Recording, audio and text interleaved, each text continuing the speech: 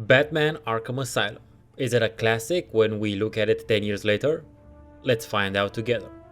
It's been 10 years since the release of Batman Arkham Asylum, a game that created a franchise spanning 3 further titles, spawned character redesigns that reverberated into other mediums, inspired the creation of the Batman Incorporated comic book series, and surely informed the design of similar genre games that came out after it, like Dante's Inferno, Shadow of Mordor, or Castlevania Lords of Shadow. If this is the first time on my channel, welcome. I'm Steven Nonsense, geek culture bat analyst kinda extraordinaire. I bring you RPG, strategy and city builder reviews. Please don't forget to subscribe if you enjoy what follows. If you're already a subscriber, welcome back and remember to click that bell button, it really helps a lot. So let's take a look back at the game and see if it can be deemed a classic or not. In case you're new here, I'm quite a big Batman fan, a fan of the concept and character overall. So I played Batman Arkham Asylum when it was released and have very fond memories of it, so I was quite curious how I would feel about it 10 years later. Everything starts standard enough, a third-person over-the-shoulder camera, the environments look appropriately depressing, gothic and gloomy, and the voices of Kevin Conroy and Mark Hamill are the defining voices for both their characters, as far as I'm concerned. But then, detective mode is introduced and you get the inkling that this will be more than a button-smashing beat-em-up with some stellar voice acting. When I first played the game and detective mode was introduced, I thought to myself that while it's a really cool feature and makes sense in world, it is to the detriment of the game's visuals overall, because everyone will spend their time playing in detective mode since it can be pretty easily done.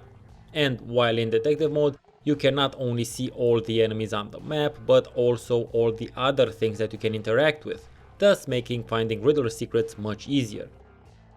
But that fear didn't turn out to be valid, seeing as how I ended up playing the game by using a mix of both normal graphics and the detective mode, which is what I believe was the idea to begin with. You should generally scout an area and plan your attacks while in detective mode, and then switch to normal mode to get a correct sense of depth and verticality.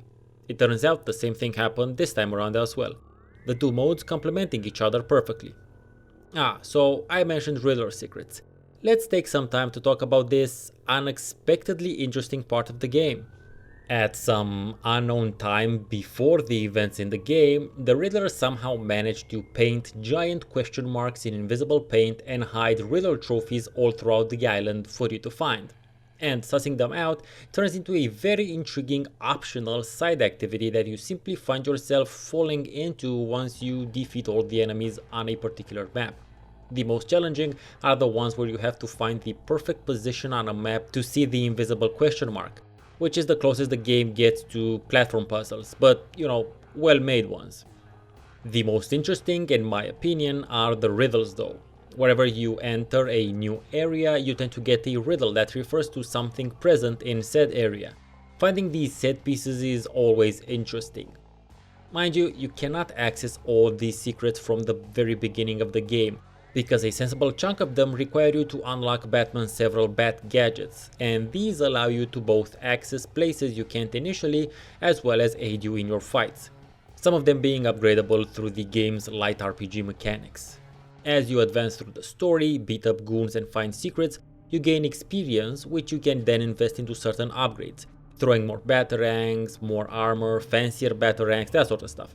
Now, does it sort of make sense for Batman to use more advanced moves as the enemies get more challenging?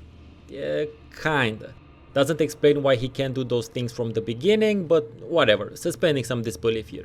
However, it makes no lack of sense for his Bat gadgets to get new features in the middle of an adventure with no extra parts or tinkering. This would have made more sense if the game had some form of early crafting mechanic, but those weren't really a thing back then. All in all, nothing akin to a deal breaker or immersion ruiner either, just a bit goofy I think. That being said, doing inverted takedowns is still cool as shit, and the same goes for all the other special moves, especially throwing batarangs. Sure, these require a further amount of suspension of disbelief in order for you to enjoy the proceedings, but we are talking about comic book characters here in a video game. Real life has literally nothing to do with it. The fact that enemies seem to not have any sort of peripheral vision or average sight and hearing range kinda goes with the territory. Fighting the goons is still pretty satisfying despite it being basically button mashing. The moment you connect the final blow of a fight, the game goes into a slow-mo cinematic mode which is reminiscent of Fallout 3's critical hits, and as was the case with the latter, you never really get bored of seeing them in Arkham Asylum either. At least I didn't. The only real lackluster part of the entire game is the boss fights, by far. With the exception of the Scarecrow segments, the boss fights are repetitive and lack any real sort of interesting mechanics or challenge. Thankfully, the rest of the game more than makes up for this, but it was and still is a pretty big meh. The story is pretty cool, even if rather basic, but we're not here to solve some deep mystery or think about the meanings of Bat life. We're here to beat the shit out of Venom, Jacked escaped convicts, and explore Arkham Island. Sure, you can argue that the plot itself isn't very Joker-esque, but then again, the most interesting parts of the storytelling are to be found while discovering the patient interview tapes or the Chronicles of Arkham. And also, this video game isn't adapting any particular version of the characters or already existing stories. It takes inspiration from various places, but they're doing their own thing, and that allows for a wide margin of poetic license. The game itself, the plot I mean, has a relatively short playtime, but this can increase if you take it upon yourself to find all the secrets and also to check out the various challenges that you unlock during the game. These are self-contained scenarios which generally hike up the difficulty that you would normally find in the game and make for some great practice with Batman skills.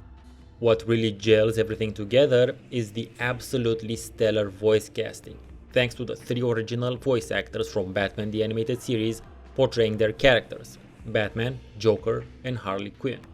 Mark Hamill's take on this version of the Joker is especially noteworthy, this being a much darker version than the one in the animated series, and you get to experience his work quite well considering that he has by far the most lines in the thing.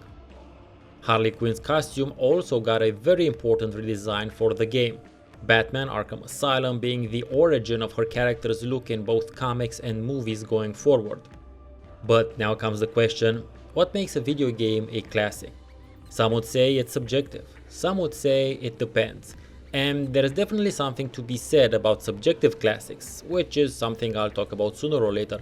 But in order for a game to be an objective classic, it has to be considered to be good over a period of time, has to be remembered as such, and also it has to stand up to current day scrutiny.